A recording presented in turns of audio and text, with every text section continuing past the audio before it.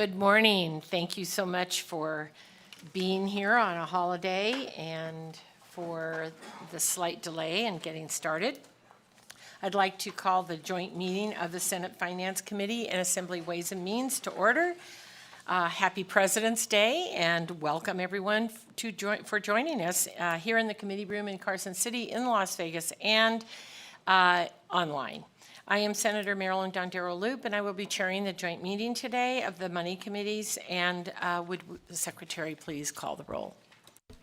Assemblymember Anderson. Present. Assemblymember Backus. Present. Assemblymember Brown-May. Here. Assemblymember Dickman. Assemblymember Hathen. Assemblymember Hibbets. Here. Assemblymember Howdigi. Here. Assemblymember Koenig. Here. Assemblymember Mosca. Here. Assemblymember O'Neill. Here. Assemblymember Torres Fawcett. Assemblymember Watts. Here. Assemblymember Yeager. Here. Senator Buck. Here. Senator Cannizzaro. Senator Neal. Here. Senator Wen. Here. Senator Stone. Here. Senator Taylor. Present. Senator Titus. Here. Assemblymember Monroe Moreno. Here. Chair Dondero-Loop. Thank you very much, and please mark those that arrive present, and if they don't arrive, I guess absent. Thank you very much. Before we move on to today's budget hearings, I'd like to go over some housekeeping. Please, committee members and audience, turn off your electronic devices. For those providing testimony today, remember to state and spell your name. And if you're giving public comment, please remember to sign in on the sheet at the near the door of the entrance to the committee room. Today we have 3 agencies on the agenda, and we're going to take things slightly out of order. So those of you sitting at the desk in Las Vegas, I apologize, but we are going to hear from the Public Utilities Commission first, and then we will go to the Office of New Americans, and lastly we'll hear from the Commission on Ethics. So we will start with the Public Utilities Commission and Budget Account 3920. I would like to welcome Stephanie Mullen, Executive Director of the PUC, and anyone you have brought with you today. You brought the whole team. You made everybody work on President's Day. Go, go. Okay, thank you. All right, please go ahead when you are organized and ready.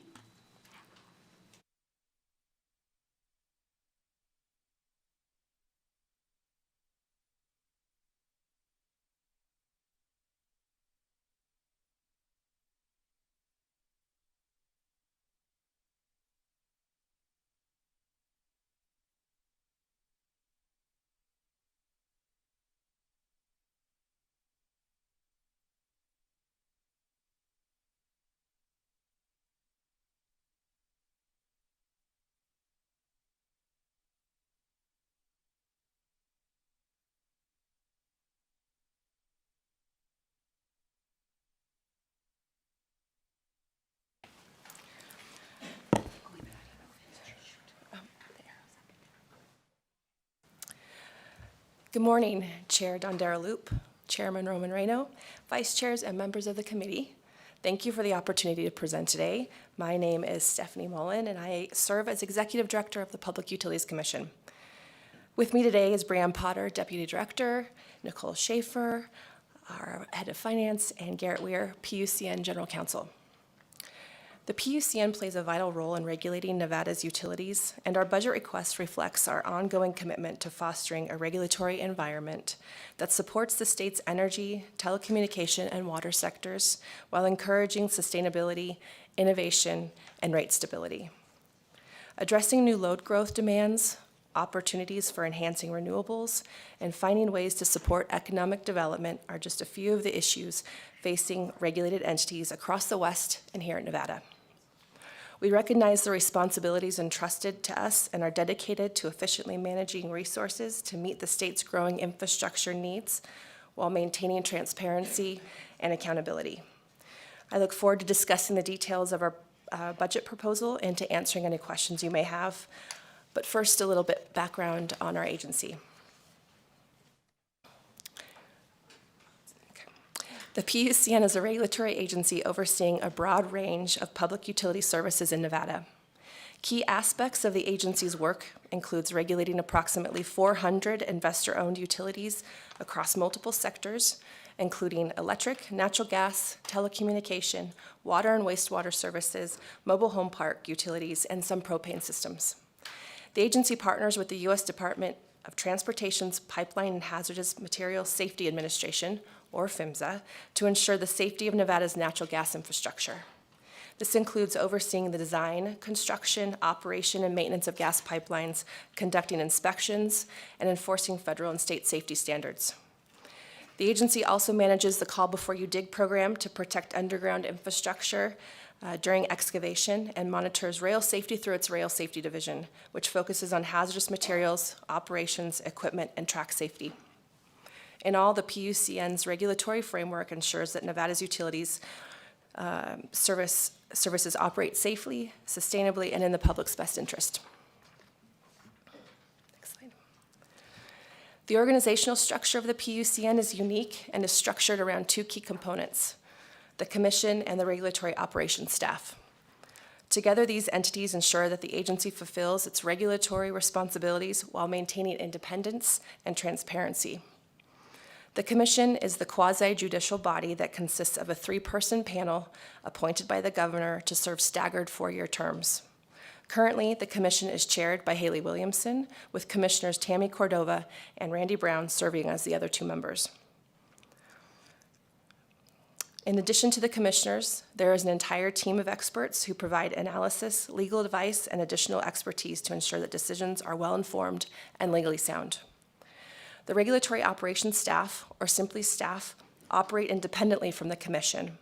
The staff investigates and audits utility operations and participates in every proceeding before the Commission.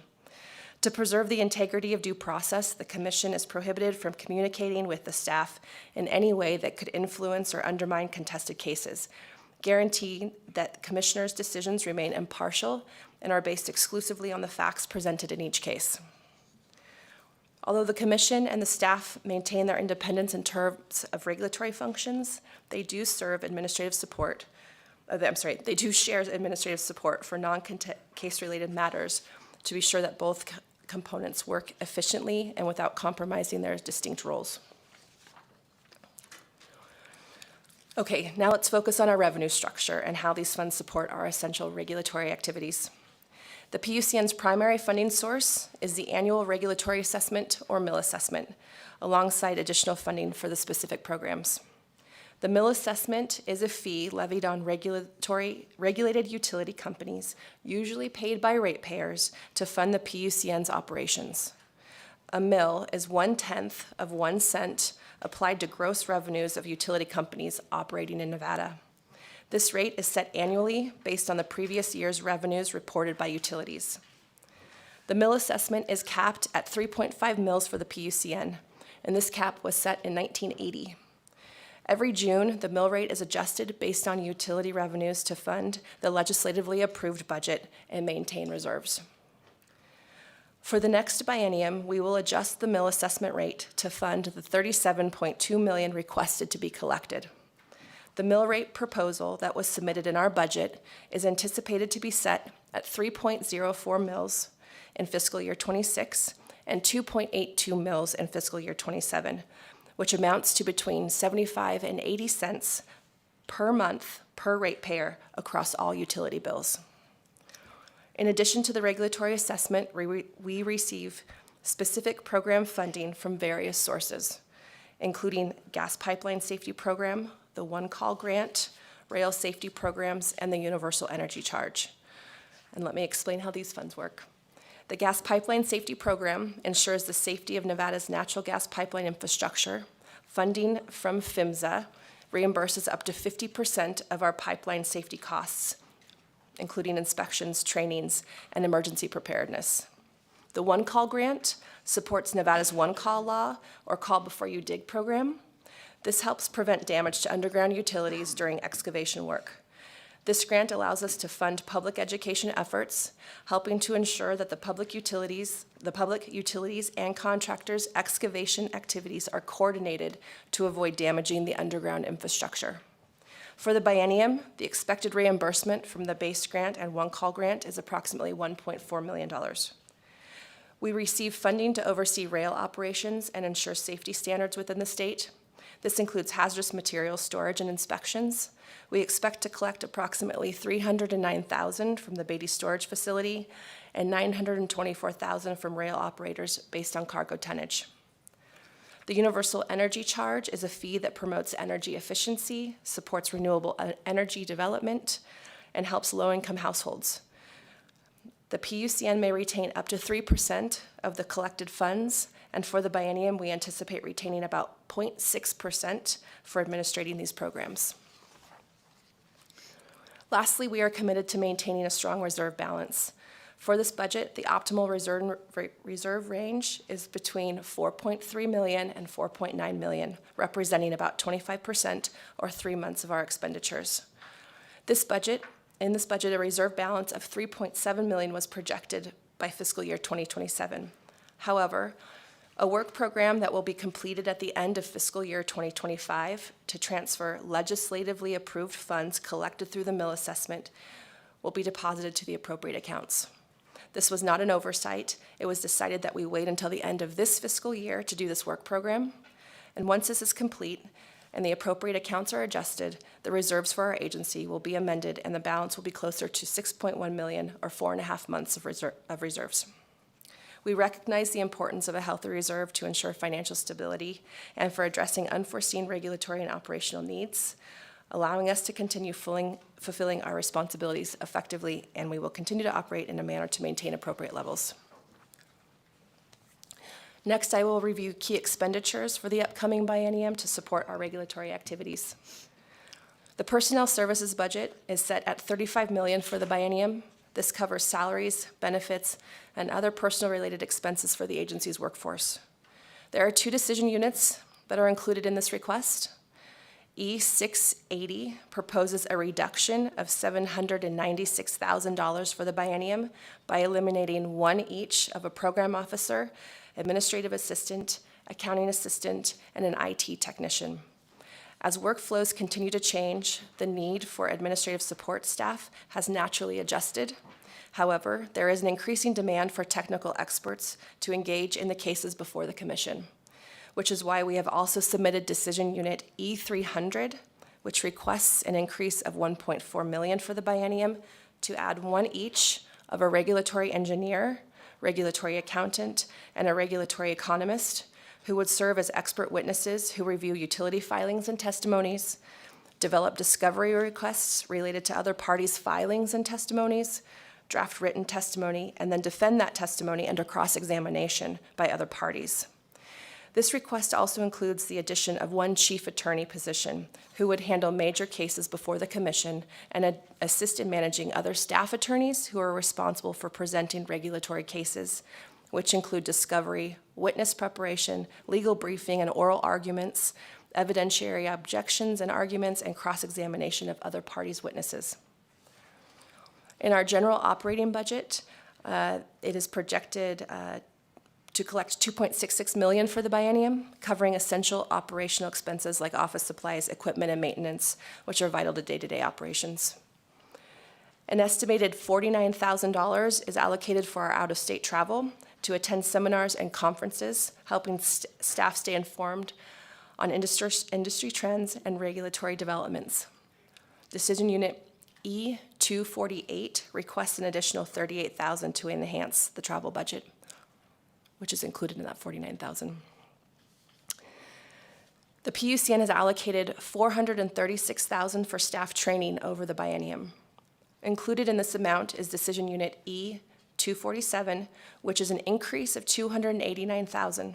This will support continuous education for professional licenses and to ensure staff remains up to date with the evolving industry and regulatory challenges.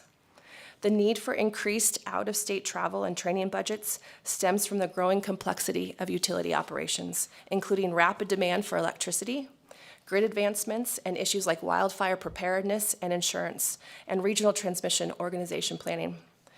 Attending national conferences and other training opportunities is essential for PUCN staff to understand these trends.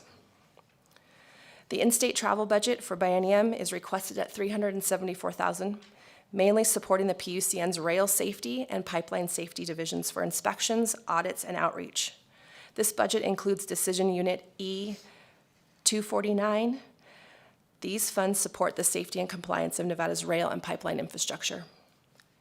Decision Unit E-718 requests $91,000 for purchasing new office technologies and equipment, which will help support daily operations and enhance the efficiency of regulatory function. And finally, the PUCN has allocated $680,000 for IT over the biennium to cover the costs of new hardware and software as part of the state's replacement schedule. This ensures the PUCN remains technologically capable with updated systems supporting cybersecurity, data integrity, and operational efficiencies. These expenditures reflect the PUCN's commitment to maintaining an effective regulatory framework that supports Nevada's utility infrastructure by allocating resources for personnel, training, technology, and operations. The PUCN ensures it remains responsive, efficient, and capable of overseeing the state's utilities. Thank you again for the opportunity to present our budget. The PUCN is committed to using these funds requested efficiently as possible. We greatly appreciate your attention and continued support to achieving these goals. I'm happy to answer any questions you may have, and I look forward to working together to further Nevada's success. Thank you very much for that information. And we do have some questions, so we'll start with Assemblymember Hadegui. Thank you so much, Madam Chair, and thank you so much for being here. I know that you guys are requesting the 4 positions in your budget, but I had some questions around that. Could you walk us through how you're managing your current regulatory operation workload with the existing resources that you have and how you're meeting statutory requirements? For the record, Garrett Weir, General Counsel for the Public Utilities Commission. So currently, the commission is fulfilling all statutory, and regulatory obligations with existing personnel. It is the proposal will simply ensure that those existing resources will not have to work as long of hours as much overtime, weekends, holiday work. Right now, we are an agency with the majority of our professional staff are unclassified employees, so there's no overtime or additional compensation for that work that's put in. So just to make it sustainable for us to continue to meet those demands, that's why we're asking for those positions. So basically, the majority of most of the work that those positions perform would be related to contested proceedings before the commission. That's in addition to the types of auditing and investigatory work that's performed by those professional experts. But they also, in particular, the accounting position, the accountant position, the engineer position, and the economist position, they would be preparing written expert testimony in advance of proceedings, or in advance of hearings, rather, that's pre-filed with the commission. Then they would be defending that testimony under cross-examination in extensive proceedings where numerous parties have counsel who ask them questions and under cross-examination under oath. And then those employees also are involved in the development and responses that are prepared for discovery requests. So, these individuals, it's a lot of work that often involves statutory timelines where the commission has to process these cases within a set period of time, or for some of those cases, they're deemed approved. So without modification from the commission, if the commission doesn't take action in time. So just basically to continue to maintain that high quality of work and to do it timely. That's really what the request is for. The final position I didn't mention is a attorney position that would assist that regulatory operations staff that Ms. Mullen mentioned that appears as an independent party in the contested proceedings of the commission. And that position is envisioned as assisting with management responsibilities for the staff council division of attorneys within the commission. So basically, the attorneys who manage, run those cases, that position would assist in further management of those employees, as well as working on certain major cases. So hopefully that's responsive to the question, and I can focus more if necessary.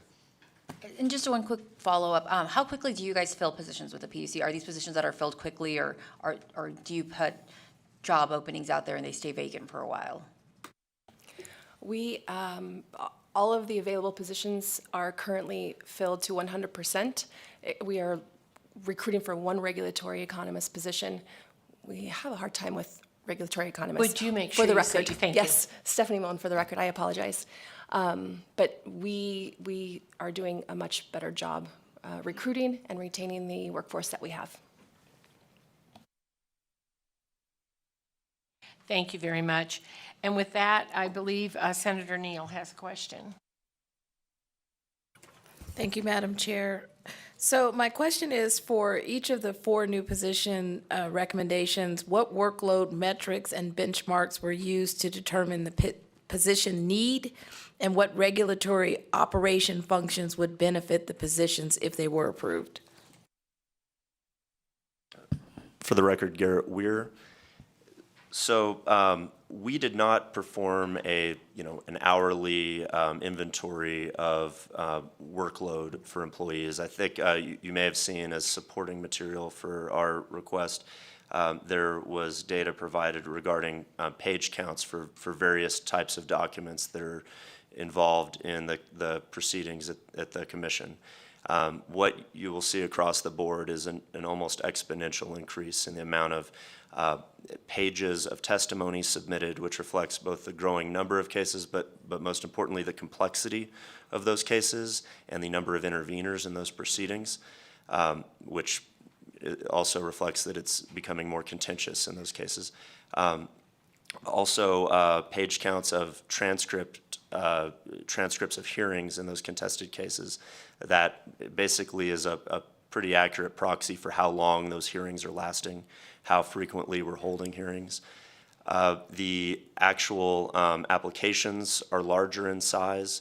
We've seen record sizes of applications submitted with supporting materials that have to be processed, vetted by the commission and its staff. So those are the I guess, numerical measures that we use to try to quantify some of the growing workload, the demand on personnel, but just also based on feedback from division managers in the challenges that they're facing with getting work done timely and continuing to satisfy those statutory and regulatory requirements. And then, with regard to this specific type of work, again, really what's driving this need are the contested cases at the proceeding, and I mean at the commission, those contested cases that involve, the development of testimony and participation by our regulatory operations staff. Madam Chair, follow-up. Yes. So to break down what you said, so there's a lot of reading and a lot of page counting, and there are contested cases.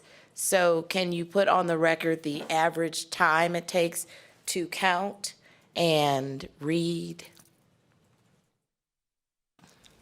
For the record, Garrett Weir.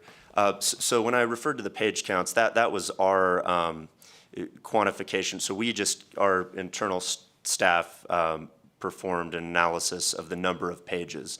The work being performed by those personnel, they're not counting pages. They're performing economic analyses, accounting work, engineering audits, and providing technical analysis regarding the development of resources and infrastructure to meet the demands for utility service in the state.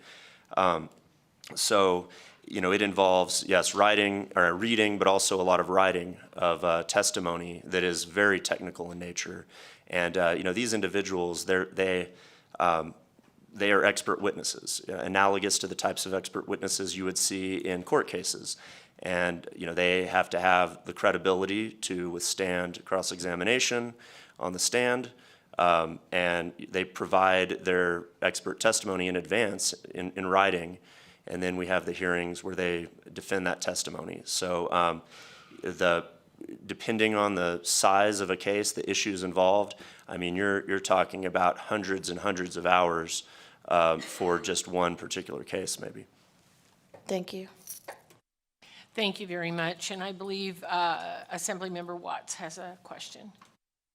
Thank you, Chair. I have a couple of questions about the regulatory assessment. Can you just tell us a little bit more about how that gets set, the timeline, and how you figure out where that mill assessment needs to be in order to cover the agency's operations? For the record, Stephanie Mullen. Yes, so the mill assessment is set on an annual basis. What we do is we review utility filings for their revenues for the previous year and calculate what is needed to meet what the request was to this body, and that calculation is performed. We set it once a year. We have, I don't think historically ever reset it in a calendar year, but so if utility revenues are increasing, the mill assessment can be set lower. If utility revenues are decreasing, it must be set higher to maintain that same collection point. And does that answer your question, Assemblyman member? It does. May I have a follow-up, Chair? Yes, please. Thank you. And then, I know that one of the issues that always comes up along these lines is additional legislation related to utility regulation. So can you discuss how you address that and the potential impacts of any legislation that might be brought forward or passed this session in determining the mill assessment moving forward? Sure. For the record, Stephanie Mullen. First, I'd like to say that the legislation passed over the past decade and what I anticipate could be coming this session is right on par with trends that we're seeing across the West.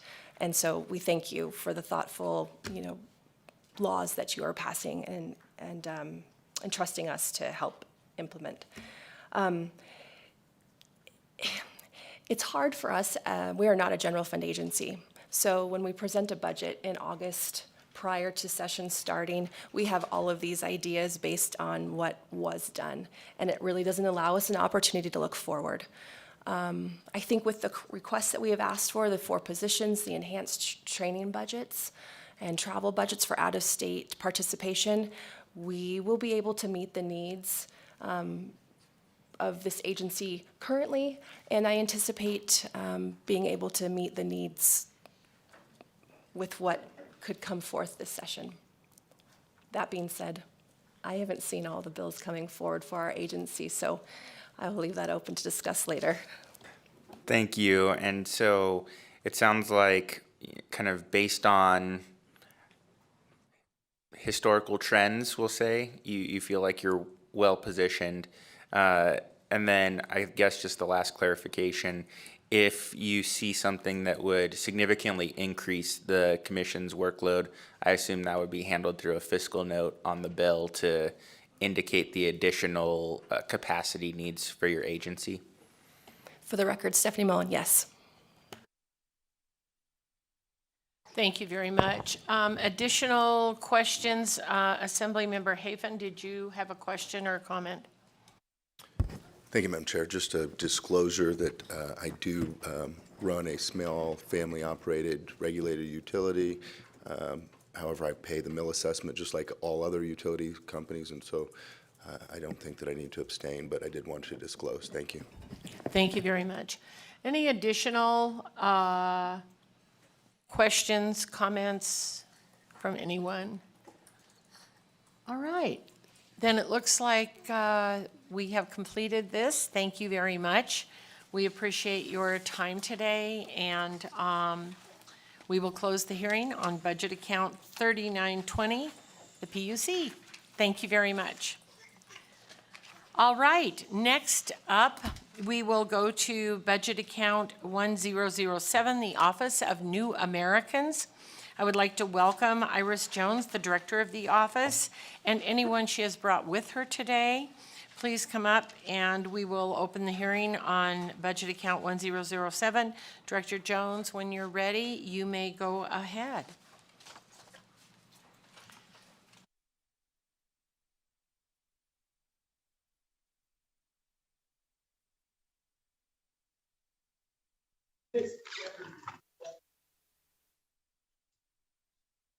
Good morning, Chair Daniel Monroe Moreno and Chair Marlene Donder Loop. And good morning, members of the Assembly Committee on Ways and Means and Senate Committee of Finances. I'm Iris Ramos Jones, Director of Governor's Office for New Americans since September 11th, 2023. It is an honor for me to be here with you today. I am a first-generation American, an immigrant from Ecuador. I arrived in this beautiful country 11 years ago at the age of 29, without knowing a word in English and without a support system. Never did I imagine then the challenges I faced will one day prepare me to lead this office and help others like me. I am truly grateful to Governor Lombardo for believing in me, an immigrant Latina, to take on this role.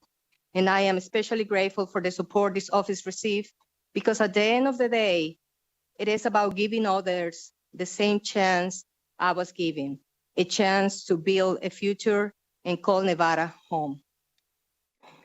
The Governor's Office for New Americans was created in 2019. Apologize. NRS 223910. The mission of the office is to support the integration of new and aspiring Americans into Nevada's communities and economy. And our vision is to be a leading office that empowers new Americans with the opportunities, resources, and support needed to achieve economic self-sufficiency and social integration, strengthening Nevada's future. Thanks. The Governor's Office for New Americans have 4 full-time positions. One, the director position. Jessica Turner is the coordinator of community engagement and operations. Elena Guerra is the language access coordinator. And now we are in the recruitment process for an administrative assistant. Regarding a budget, we have, I believe it's Daniel there. Yes, he is. Yes. Okay, perfect. He's gonna go over our budget. Thank you very much. And please go ahead when you're ready.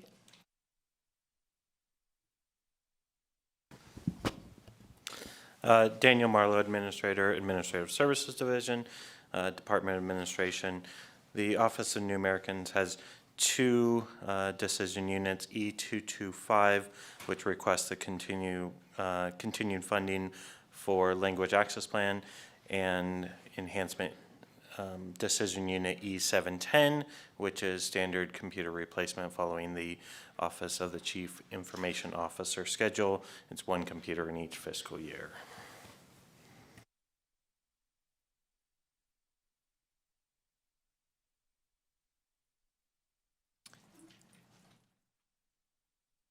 Go ahead, Director, when you're ready. Or are you done? With the budget part, yes, we are. Okay, thank you very much. All right, do I have any questions from the committee? Assemblymember Watts, please. Thank you, Chair. So going back to the language access plans, I know that there was $25 million allocated during the last biennium to help fund those. Do you have any updates on how much of that was spent during the past biennium? And then can you give us some updates on where we're going from here in the next biennium? Absolutely. It is part of my presentation. Do you want me to go over right now? Or do you have any specific questions about the budget? And we can cover language access later in the presentation. But I do have the information, Assembly Member Watts, that you are requesting. I think the whole presentation is related to the budget, but if you have additional information, please go ahead. Director Jones, before you answer that question, I was just going to ask, are you going to go through the rest of the presentation? We have a PowerPoint. Yes. We have a PowerPoint in front of us. Yes. Thank you. Why don't you go ahead and do that? That may answer some of the questions at the dais. Sounds good, Senator Dondero. Iris Jones for the record. In 2024, we served 126 constituents. And part of the main purposes of the office is to work with the refugee resettlement agencies as per NRS 223-920. We meet with the resettlement agencies monthly and quarterly. We work with Catholic Churches of Southern Nevada, African Community Center, and Northern Nevada International Center, University of Nevada, Reno. And policy and legislative initiative, NRS 232-0083, 232-0087. It's a bill sponsored by Senator Melanie Scheibel. It's the Minority Interagency Collaboration and Diversity and Inclusion Liaison. This interagency collaboration consists of the Governor's Office for New Americans, the Department of Health and Human Services Office of Minority Health and Equity, as well as the Nevada Commission of Minority Affairs. We had our annual meeting that is requested by the bill, and that was held on July 2024. One of the key achievements is that we increased the designated liaisons, raising from 53 in 2023 to 56, in 2024. And for the very first time, we provided training sessions to the deals to help them in their role. The trainings we provided was diversity and inclusion liaison 101, cultural competency, 2 workshops of cultural competency, as well as cultivating a culture of inclusivity. Language access plan. We are very proud of the work that state agencies as well as cities and counties have done with language access. Senate Bill, Language Access Plan is based on Senate Bill 318, sponsored by Senator Fabian Doñate, and Assembly Bill 266, sponsored by Assemblywoman Selena Torres Fawcett. As a result of ONA's strategic efforts, the number of participating agencies have grown to 98, a significant increase from just 32 participating agencies in 2022. As part of the work that ONA have done to support the agencies in developing language access plans is we have developed a toolkit, templates for language access plan implementation assistant, funding request support, reviewing compliance monitoring, one-on-one coordination and technical support, identifying agency needs, specific needs, workshops to all the liaisons, and creation of policy manual, creation of a public roster of language interpreters and translators, as well as providing the state agency, cities, and counties with the demographic information about the Nevada LEP individuals. For us to understand the impact the language access plan have in the Nevada population, we have here a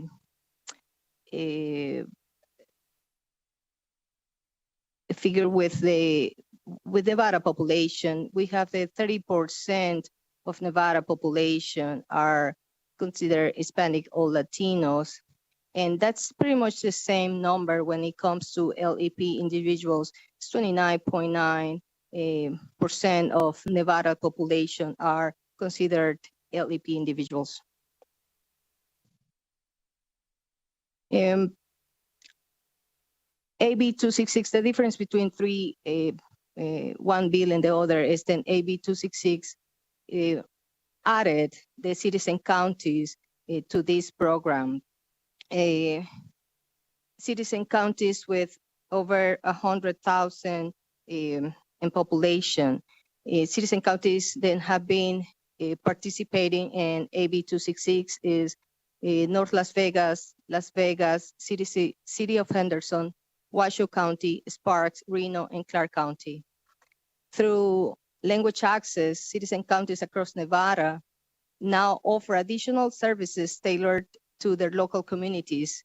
And this includes translation and interpretation services, bilingual skills development, training for employees, language access training for staff, the LAP training on best practices and policies.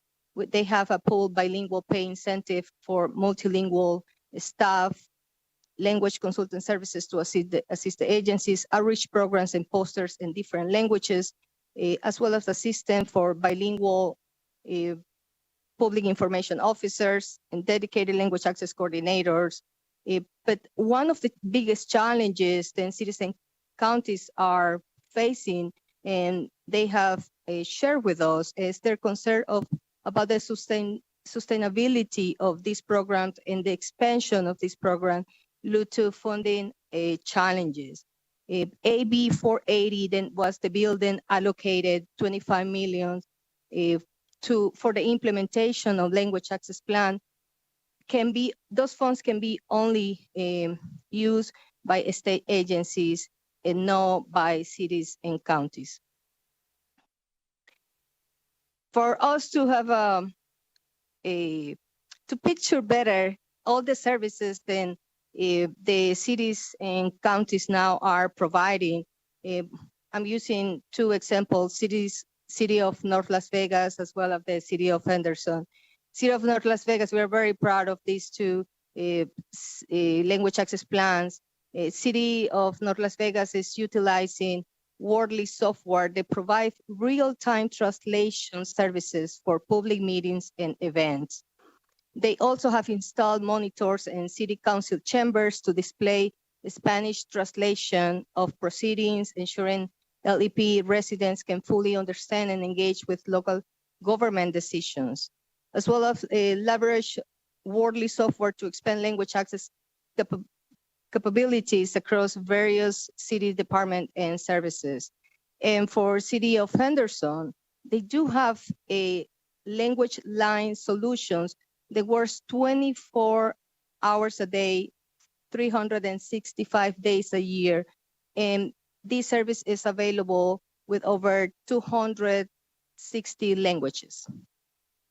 They also provide virtual translation services that are available by downloading the app, the LLS app. The citizens can download that app for free on their preferred electronic service, devices. LLS also provide American Sign Language, and vital documents are now available for the citizens in different languages, such as City Planning Commission public hearing notices, City Planning Commission public meetings agendas, vote center information, victim witness, Bill of Rights information, as well as information about U.S. passport applications, instruction, and process. As I say, cities and counties have not received funds from AB 480. This money is only for state agencies. When it comes to language access and funding, when it comes to state agencies, AB 480 allocated 25 million. In that money became available on July 1st, 2024. Again, this money was only for agencies of the executive department of the state government. Each agency operates on its own implementation timeline, and they have been coordinating the request of the funds with IFC. Currently, as of January 22, 2025, and we are putting this specific date there because that was the last IFC meeting where it was approved and appropriated. The funds in total for the agencies is $5,343,152.66. And there are agencies that are waiting to present in front of IFC meeting, and the total, then it's, if so far they have let us know, then the next meeting will be in April. The amount then it's being planned to request in the next IFC meeting is $459,532, and that would bring a total of $5,802,683.66. Is there any question at this moment regarding the funding? No, go ahead, please. Oh, I'm sorry. Senator Nguyen. Thank you for that. I'm just a little concerned about this. Obviously, there was a huge allocation of money that was allocated during the last legislative session for these language access programs.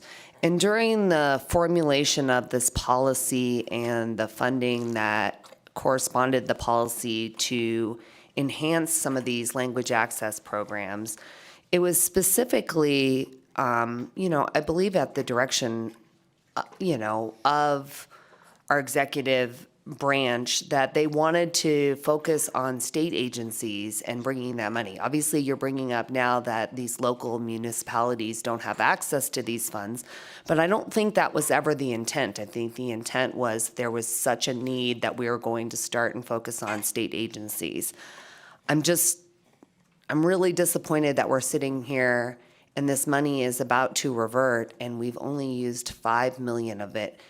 And I can tell you that in talking with different various constituencies and different various groups in the community, that there's still a desperate need for these resources.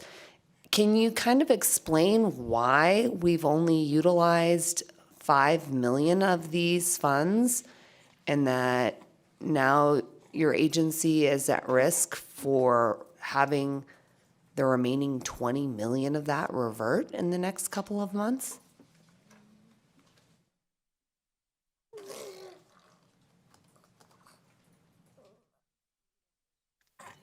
Iris Jones for the record.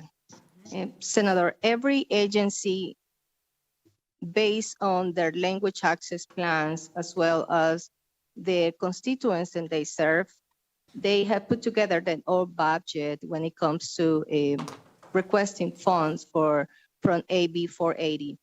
I am unaware of how 25 million, how it came to that specific number, 25 million, but I can tell you that that is not what I don't see in a scenario where all the agencies will get to that point. There are some agencies that have expressed that they will not require funds, whether it is because of the small LEP individuals and they serve, or because they do have funds already.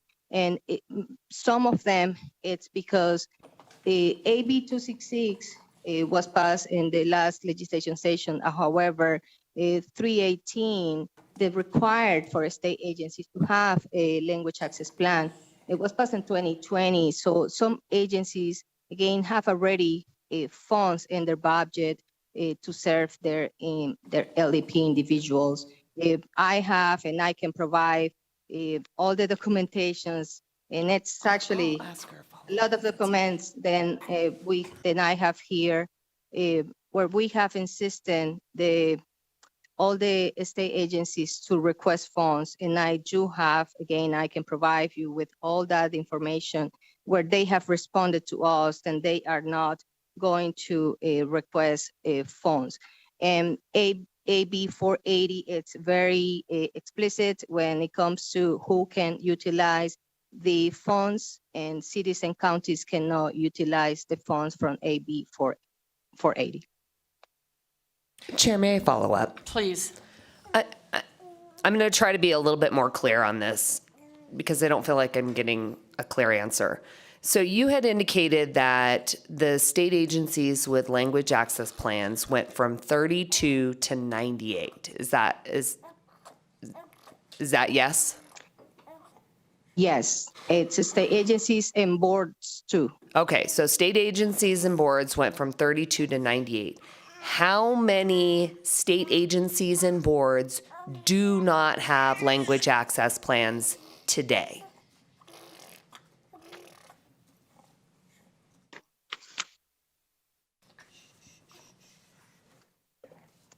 All the state agencies have language access, and not because they have language access, I can tell you, I'm sorry.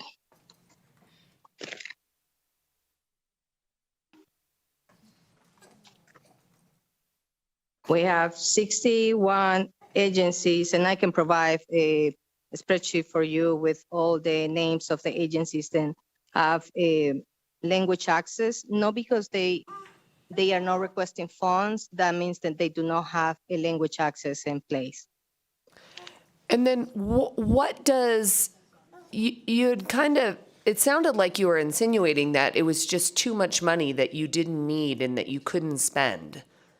Is that what I'm understanding you to say? No, I'm saying that I was not part of I was not leading this office when the AB 480 was allocated, so I am unaware of how the 25 million was calculated. That's what I'm saying. I guess my question initially then was not that you were a part of that, but that, I guess, what does your office do to support these state agencies and boards? I think you said about 61 that still don't have language access plans. No, I'm Please state your name for the record. Iris Jones for the record. No, I'm sorry. I meant to say 61 state agencies have the language access. They all the state agencies are participating in language access.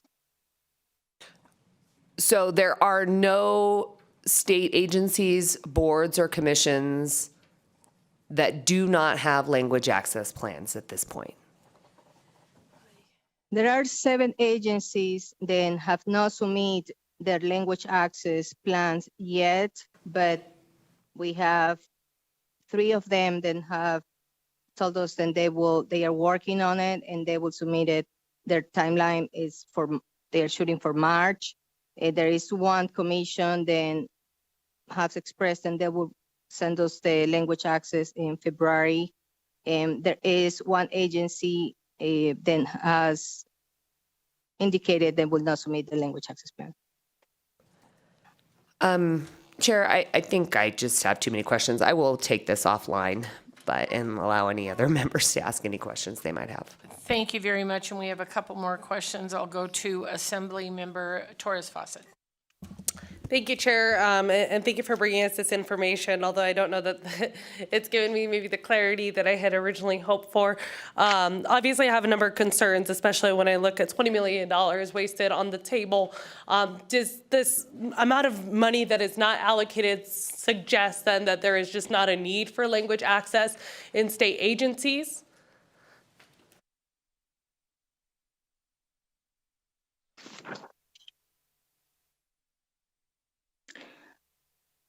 I respectfully would like to suggest to the legislation then, and this can be because it's a challenge that we Please state your in our name for office the have record. faced.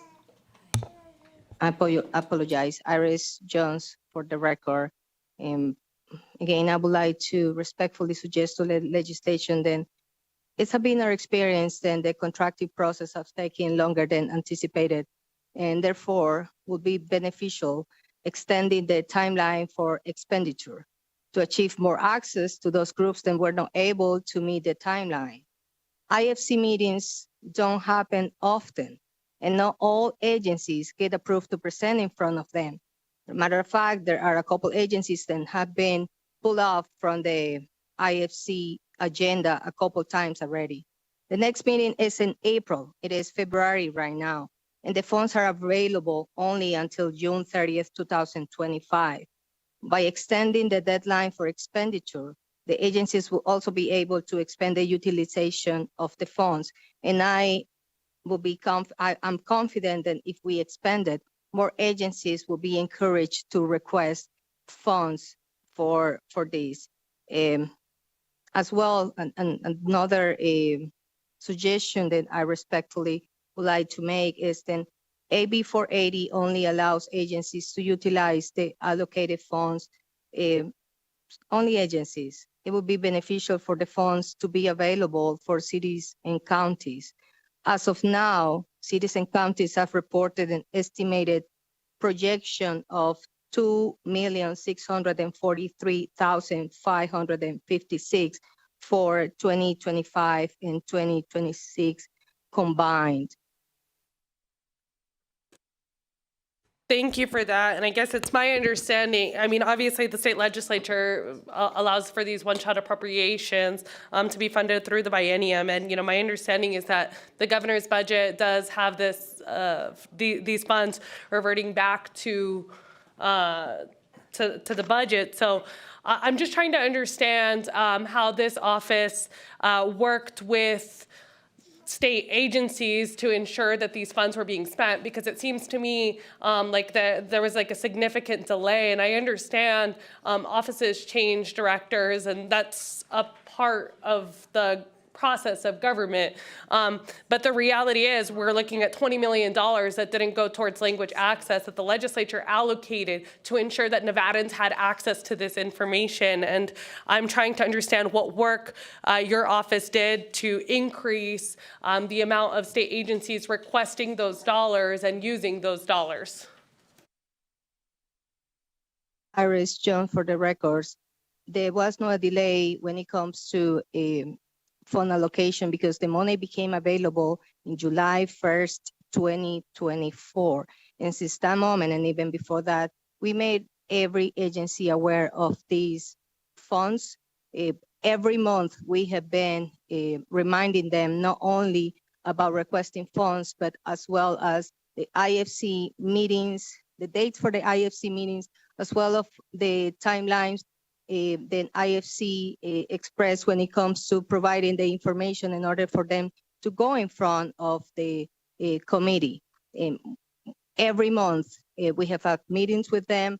This is a matter that I have even brought to every director in the state in multiple cabinet meetings. And I have had one-on-one conversations with all those directors and were not participating, their offices were not participating in language access in the previous years. And I do have documentation for that. And I do have the answers from some agencies where they indicate then they will not be requesting funds.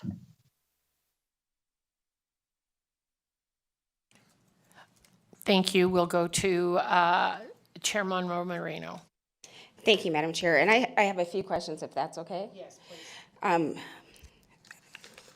My first question, when exactly did you take over as the director of this agency, of the Governor's Office of New Americans? Iris Young for the records, September 11th, 2023. So you came on just after we got out of the legislative session in this position, and we're in February of 2025. You've made reference to the IFC a number of times, and you've also spoke about local municipalities.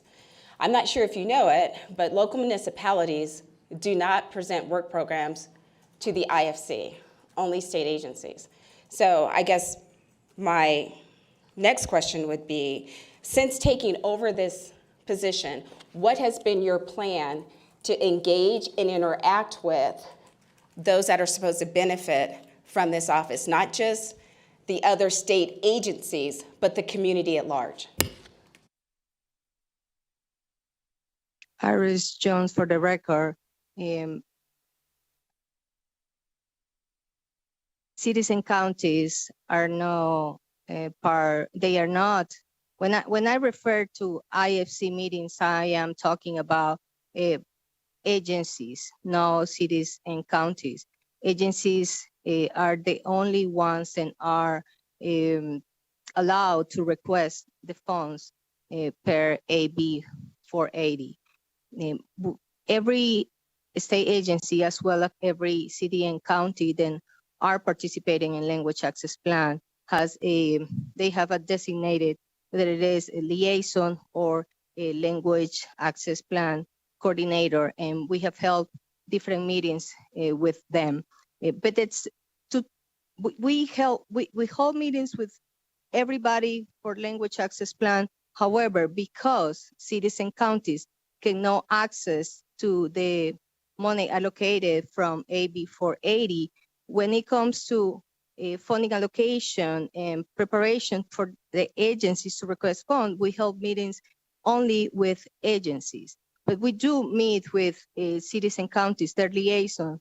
We have had meetings with them, and that's why I'm expressing their concern that they have brought to us about the funds, and they do not have so far to continue the language access plan.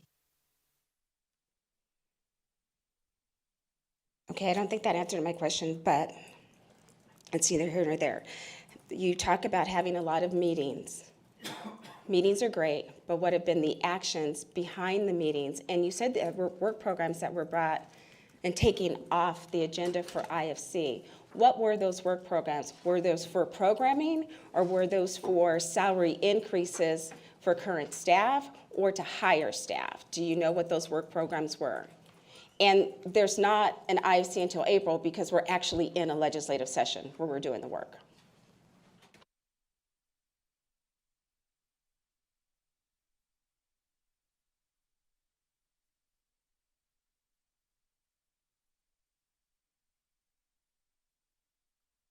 Some agencies are in line.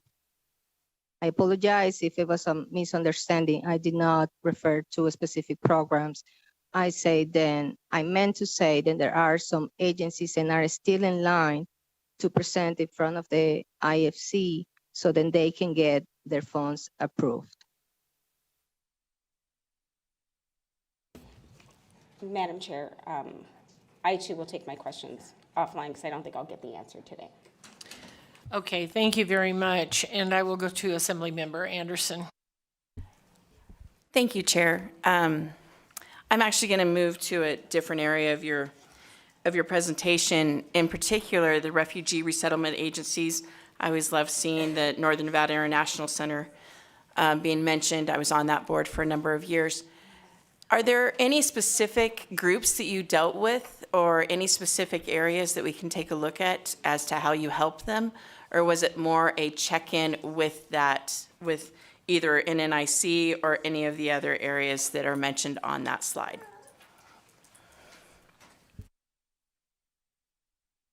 Iris John, for the record. Thank you for the question, Assembly Member.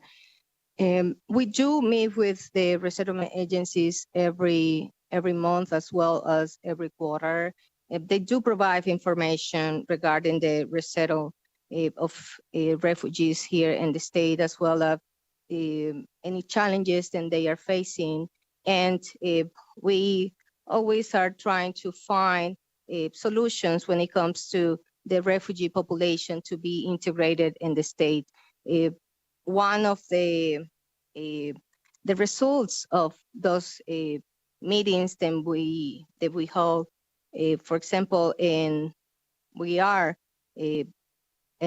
launching in spring of this year ESL vocational classes, and we are working together in collaboration with CSN, the Nevada Division of Welfare and Supportive Services, and Employ Nevada.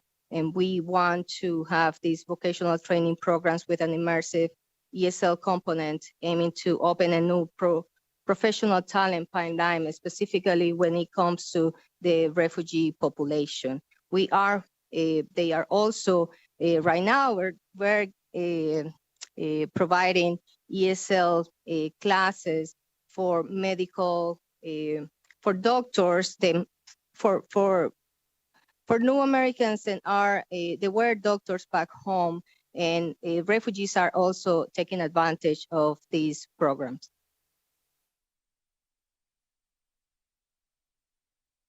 Thank you. So it sounds like the beginning, it sounds like there was just a quarterly meeting where it's just, here's the information, but then it moved into a program that you're working with other departments.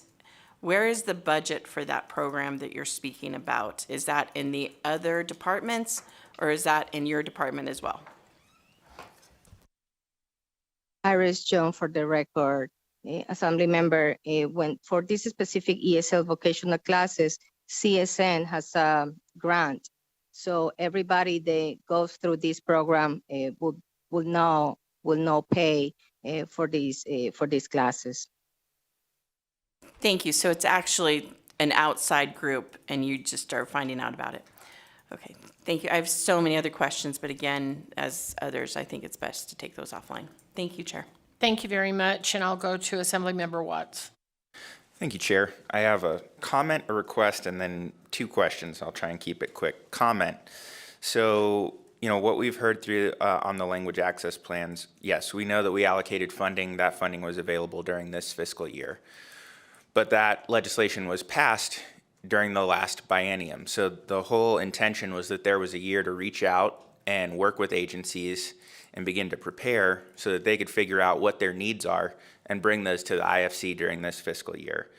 I've heard a couple different things. I've heard all agencies have language access plans, but then I've also heard that there's a request to extend the timeline to have this money available because there's still needs that are unmet. And so the request that I have is just to follow up with all the members of this committee with some detailed information so that we can understand, do all agencies have language access plans or have them in development, and do they have the funding requests brought forward to meet those needs?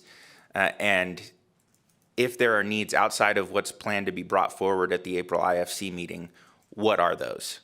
I think that would be information that would be extremely helpful for us to understand where things are at with this. I've then heard additionally this concept about the need for funding to support local agencies' implementation. I think, again, our goal was to start with state agency implementation. So the question that I have is, did your office or did anyone else that you know of make a request to the governor's office for one-shot funding, either to continue the implementation of language access plans for state agencies or to expand that to also support local government entities for this biennium?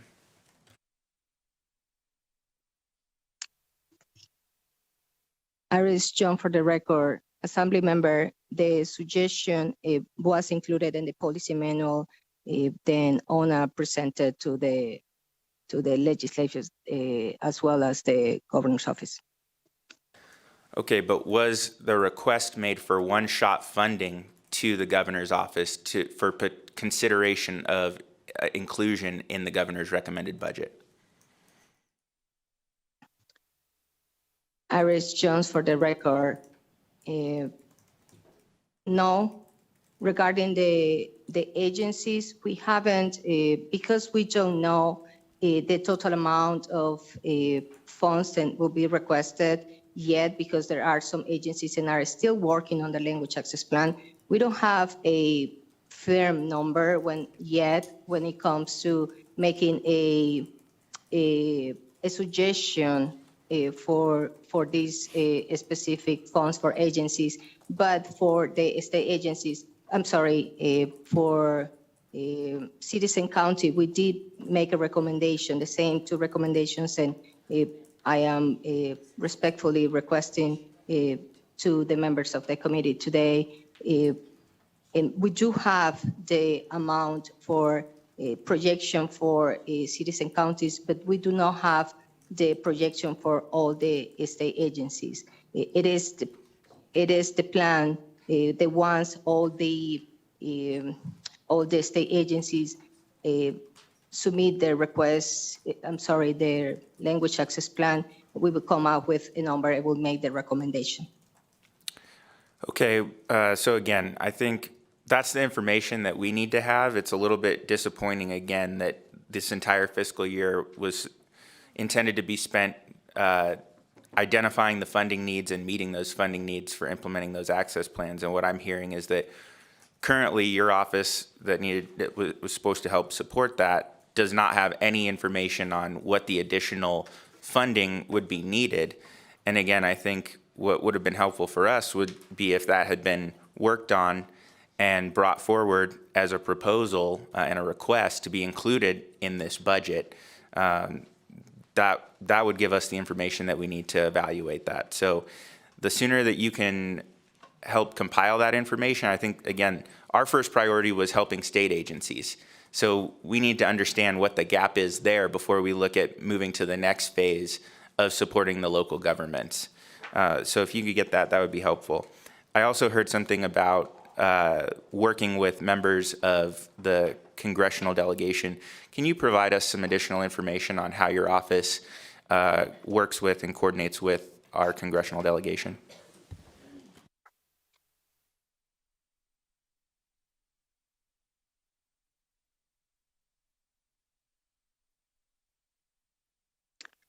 Iris Jones for the records. When it comes to collaboration efforts, then our office does, we do work with some of the Nevada federal delegation. When it comes to the constituent services, some of the constituents reach out to us, for example, with immigration questions. And there are some services that are mainly federal. It's on the federal level. So we are very grateful with Senator Cortez Masto's office, as well as with the Senator Rosen's office. We do have they have provided to us with a specific person, a point of contact there, where we send our constituents the information and we can request them with information and with help. We call them for help, and they have been very good and very fast, actually. And we're very grateful again with those two offices. Everything that we send, I can tell, then within 24 hours, the constituents have their problem solved. And we have work also, and we work very closely also with the Office of Congresswoman Dina Titus, as well as Congressman Mark Amadei's office. The same, when we receive constituents that need some help, we reach out to them when it comes to federal matters, and they are very good at helping our constituents.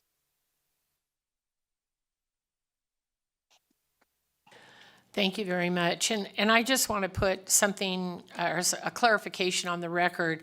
You will not be able to access this money in April IFC. You will have to wait till the June IFC to request these funds. So I just want to make sure that your office understands that piece. Are there any additional questions, comments? Senator Titus, Stone, Senator Buck, Assemblyman Hibbets, Dickman. I'll go down the line. Anybody? Okay. All right. Assemblymember O'Neill. And it may not be fair, Ms. Jones probably can't answer this, but I've noticed whenever the Vegas video is, there's a tag at the bottom. Is that an example of the usage of the Access Language Plan that we're utilizing? Is that possibly? Yeah.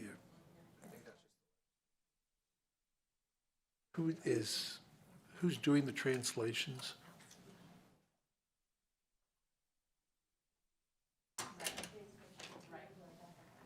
It's that particular, I'm going to let Assemblymember Brown May answer that question. I could repeat that, but she has that knowledge. Thank you, Chair. Thank you for the question. That's actually part of the translation services for folks who are deaf of hard of hearing. It's called CART, right? And so it's a live translation that's happening for people who are not able to hear. And that was funded with legislative funding that they received last year. This is not related to the Office of New Americans.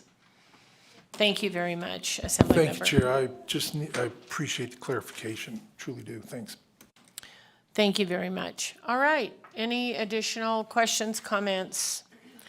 All right, seeing none, thank you very much. You can expect a lot of questions offline from members as we move forward, and thank you for being here. All right, our next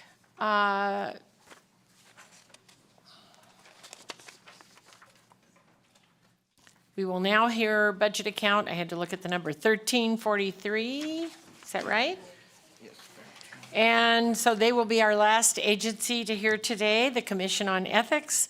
I would like to welcome Ross Armstrong, Executive Director of the Commission on Ethics, and anyone who he has brought today. So please go ahead when you're ready. Thank you very much. Thank you. Good morning, Chair Dondera Loop, Assemblymember Monroe Moreno, committee members and staff. For the record, I'm Scott Shearer, S-C-H-E-R-E-R. I'm the current chair of the Nevada Commission on Ethics. With us in the audience is Vice Chair Kim Wallen. And at the table, we have Commission Counsel Elizabeth Bassett and Executive Director Ross Armstrong. I'll turn it over to Mr. Armstrong to give you the Commission's presentation on its budget. Thank you, and good morning, Chair, members of the committee. Ross Armstrong, R-O-S-S-A-R-M-S-T-R-O-N-G, Executive Director, here to present the ethics budget account 1343. First, I always like to start with a reminder that there's a legislative declaration about the ethics law, that a public office is a public trust and shall be held for the sole benefit of the people. And so that's what we strive to make sure we're helping public officers and employees do each day. It's for the sole benefit of the people, not for the sole benefit of the people in government, not for the sole benefit of friends or family people in government, but for the sole benefit of the people. Our jurisdiction includes Nevada public officers and employees, so at the state and local levels. You can see our mission statement there on page 3. The important part is that we strive to enhance the public's faith and confidence in government, primarily by having them avoid conflicts between their private and public, their private interests and their public duties. We have 3 major functions. We provide education and outreach to public officers and employees in the public. We provide advisory opinions, which are formal legal opinions to public officers and employees who have ethics questions about their own conduct. And we also receive and process complaints alleging violations of the ethics law. We have a small but mighty team of 7. Last session, you approved the addition of a staff member for the first time in a while, our outreach and education officer.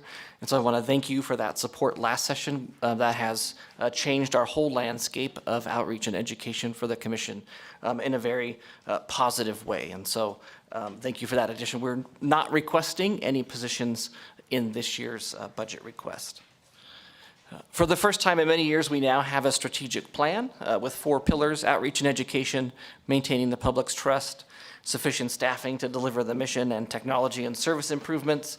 Although we're an independent agency from the governor, we did make sure that we're rowing in the same direction as our state agency partners and headed in a direction where we know where we want to head. A lot of times I think agencies come in and they're like, this is what we're asking for this time. I think there's kind of a longer story there. So I said last session we asked for staffing supports. This session you'll see that we're asking primarily for technology to increase customer service and efficiency. And we're currently working on a time study of staff to determine if in the future we may need additional staff. This is kind of our 3-session story of our budget. For this year's budget, you can see there our proposed revenue sources and our proposed expenses. The way our revenue sources work is the statute has a formula. We take the total number of public officers and employees at all levels of the government. The percentage of that are state employees is the state general fund share of our budget. And then counties and cities of a certain population then are assessed based on their population of the remaining officers and employees. We operate sort of like a hybrid law firm court, so the vast majority of our expenses, as you can see, are in personnel and information systems. Our main enhancement unit request is for a new case management and publication system. And so you can see there then the first year of the first year of the biennium, we're asking for $252,000 for that project. 66 of that is general fund. And we've already completed a TIN. We've went through the TIN process. We also completed a request for information to see what that might cost and what providers might be out there. We had 9 responses to that, so I have a pretty good sense about what is out there. Some of the reasons we're asking for a new system: we currently pay $600 a month, and we get what we pay for, I'll be completely honest. We have lots of manual tracking of cases, of legal deadlines. Our current system doesn't provide any like first drafts of legal documents, which I think I had back in like 2011 when I started with the state in like Nye County DA's office. They had a system that could easily just pump out a draft. We don't have any of that. And there's no data collection or quarterly items on that. In fact, my favorite story about how our current system doesn't meet our needs is we had a senior legal researcher retire 2 years ago, and all of the complaints and advisory opinions still get CC'd to her because they can't like uncode that email from the hard code. So that is something we'd like to be able to do, is like dictate who that information goes to. We have some other adjustments and requests. As part of the ARPA funding, we launched Nevada Ethics Online, which is an online learning management system. That funding is going away, so that is built into the budget currently in the training category. We also have a request to, for the first time, have out-of-state travel. We've always traveled out of state. It's just been coded to the training budget because there's a conference of ethics commissions, and so that's just appropriately getting identified as out-of-state travel, and then adding some funds to that for additional attendees. And then with the addition of the outreach and education officer, we did our best guess on what they might need to do their job, and we've now discovered that like my old way of using Microsoft Paint to create graphics is probably not good. We should probably have some more formal content creation stuff. So that is that particular enhancement unit. Whenever I come and talk about how we're going to spend money, we do receive money in the way of civil penalties. So you know that 100% of that civil penalty money goes straight to the general fund. So we get asked a lot, especially when we're training out in the cities and counties, do you get the money from the penalties that you assess? And the answer is no, it bypasses us and goes straight into the general fund. Then the last couple of slides are really just some caseload. As you can see, we've had incoming caseload. There's definitely a dip during COVID, but we've had a continued increase in caseload over the last 3 years since COVID. And then an interesting thing, because I talked about how we get funded from our local government partners, and we really do view them as partners, especially since so much of our revenue comes from them. As you can also see, we do quite a bit of work. So in terms of incoming cases in fiscal year 24, we had 135 complaints, and 56% of those were about county officials, 17 city, 13 state. Other would be things, like convention and visitors authorities or the Nevada System of Higher Education. Even though we have no jurisdiction over the judiciary, 3% of the cases we had were regarding judges, and we had 2 complaints regarding members of the legislature. And then advisory opinions, which is that proactive, people are asking about their own conduct. You can see that we actually had cities were our largest requester in fiscal year 24, followed by the state, and then the county. And that is our presentation. We're a pretty, like I said, small but mighty team at the Nevada Commission on Ethics, and I'm happy to take any questions you may have at this time. Thank you very much. And I will go to Assemblymember Mosca. Thank you, Chair, and good to see you again. And my question is really around, on page 9, you list out all of the workflow efficiencies, which I think are great, but what else do you think will we be able to improve or have more efficient if this is approved? Thank you. Thank you for the question, Ross Armstrong, for the record. I think some of the items right now when we're drafting documents at all stages, where it's like our senior legal researcher is copying and pasting into new Word documents, so I think we'll have accuracy of our legal documents will be better. And I think we may be able to, I think the goal with being able to have like data and reporting is always to identify trends early on and say, hey, like folks seem to be really struggling with disclosure and abstention this year. What outreach and education can we put in to support those folks in getting that right? Or maybe there's a cooling off issue, right? That was our number one advisory opinion topic, was cooling off, which was a little different than the year before. So we know, one, that's a red flag, right? Lots of people are thinking about leaving public service, but also like we need to create more resources for those folks. So it'll help us, I think, learn more about what we're doing day to day rather than just kind of like what my gut says on any given day. Thank you very much. Any additional questions? Speaker Yeager. Thank you so much, Madam Chair. Thank you for being here. I had a question on the slide on page 11 about civil penalties received. On the left-hand side, it talks about over 20,000 in penalties owed pending appeals. Could you just speak, is that one case, is that more than one case? And if you're able to tell me what years, I guess that's the first part of the question. The second part, I'll just ask it all. The second part of the question is, if that appeal is resolved and the person pays the fine, does that get coded in the fiscal year in which it was received or the fiscal year in which the fine was assessed? Thank you for the question, Mr. Speaker. There are two cases pending appeal. One has a $20,000 fine. One, I believe, is a $1,000 fine. Commission Counsel Bassel will correct me if I'm wrong. So if those, and we're kind of in different stances on one, a district court has said there should be no fine, and that's currently under appeal. One has said there should be a fine, and that is also under appeal. This chart shows when the civil penalties were received, regardless of when the case was or when it was resolved. So both of those cases pending appeal, I believe, were resolved in 2023. That's when the commission made its determination. Then there's a petition for judicial review and that whole process. So you can see like the figures on the left. That was the Las Vegas Convention Visitors Authority Southwest gift card issue, because we have the ability to fine folks for the financial benefit they receive. And then there was kind of a lull in activity, partly because of COVID, and then what I consider fiscal year 23 being our COVID catch-up year. But we have, so it's the year that the money is actually received. We have some folks, especially who are maybe like your average line worker in an agency, if they get like a $1,000 fine, we are generally very generous in saying like you can make payments for 6 months to a year. So this is the year it is actually received. And that's the year it gets transferred to the general fund. Great, thank you. Chair, could I ask a follow-up question, please? Yes, please. And then, I know it's always hard to predict how long things take, but the two cases that are in active appeals, do you anticipate that those would be resolved this calendar year, or can you not say?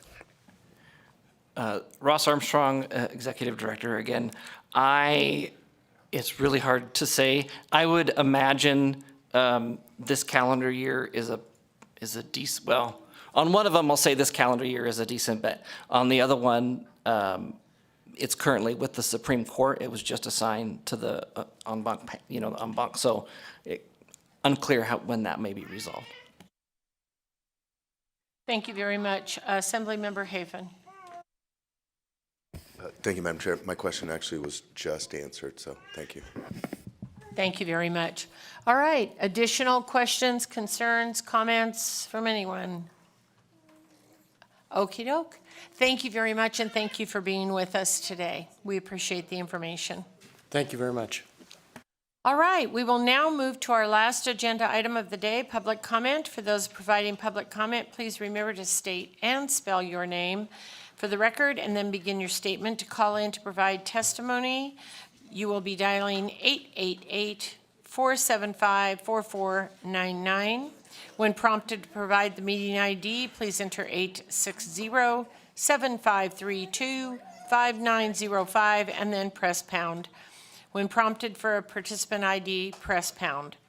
We will begin here in Carson City. Does anyone have public comment?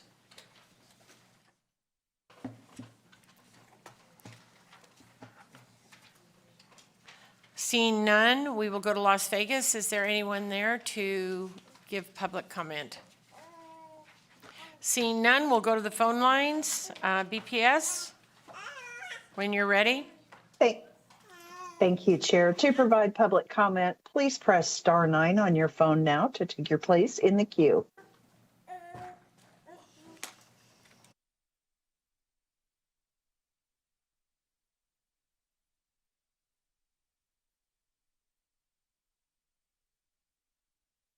Caller, you're unmuted. Hello, can you Please hear me? proceed. Hello, can you hear me? We can hear you, caller. Please proceed. Oh, okay, perfect. Thank you so much. My name is Jose, Jose for the record, Hernandez. And I just want to share my experience with the Office of New Americans. I was fired from my job. I was getting a lot of troubles with my unemployment process. And it was really kind and important for me just to get the support, understanding all my situation and how difficult was this for me. I was referred to the Office of New Americans by the REACH nonprofit organization, and they told me that they are going to be understanding and helping me. I was trying to get my unemployment through almost 1 month. I just got in contact with the Office of the Americans and Mrs. Jones' team. They fixed it in less than 24 hours.